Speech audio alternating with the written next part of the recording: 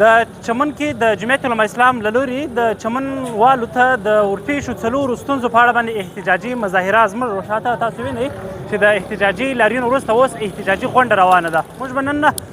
د دوی څخه د جمعیت علماء اسلام چې کوم ځايي مشران دي له هغوی څخه به د دغه احتجاجي لاریون په اړه پوښتنه وکړو. جمعیت علماء اسلام نن مظاهره چې هر څوک د چمن د ښار سره ظلم کوي یا د عوام سره ظلم کوي هغه چې په هر رنګ کې د هغه خلاف د احتجاجي مظاهره ده.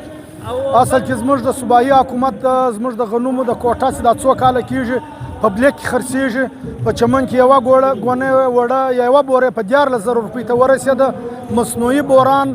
ګورنمنټ صوبایي ګورنمنټ او مافیا مصنوعي بوران جوړ کړی دي. دغه رقم زموږ د لوډ شیډینګ مسله ده. زموږ بجلي درې ورځې څلور ورځې زموږ بجلي نه وي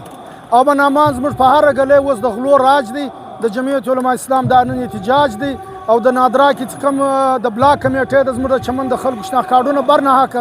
غیر ضروري بلاکېږي. د جمعیت علماء اسلام د نن د احتجاجي مظاهرې مقصد دغه دی.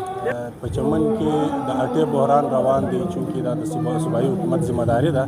چې په ټول بلوچستان کې چې کوم د غنمو کوټه ده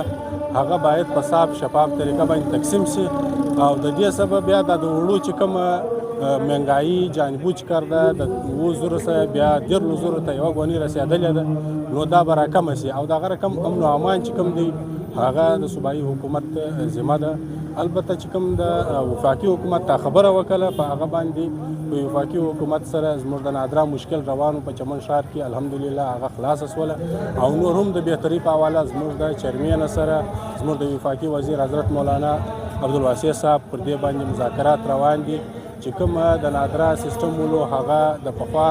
په شان نور په بهتري انداز باندې په ښه انداز باندې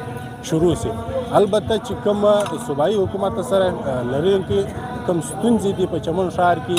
یا د اټې بحران دی یا د امن او امان په حواله جمعیت علماء اسلام همیشه هغه د مظلوم آواز په دې حواله جوړ شوی دی او په چمن کې به انشاءالله تعالی چې کوم ستونزه راځي جمعیت علماء اسلام به د څه پیاوړ کردار ادا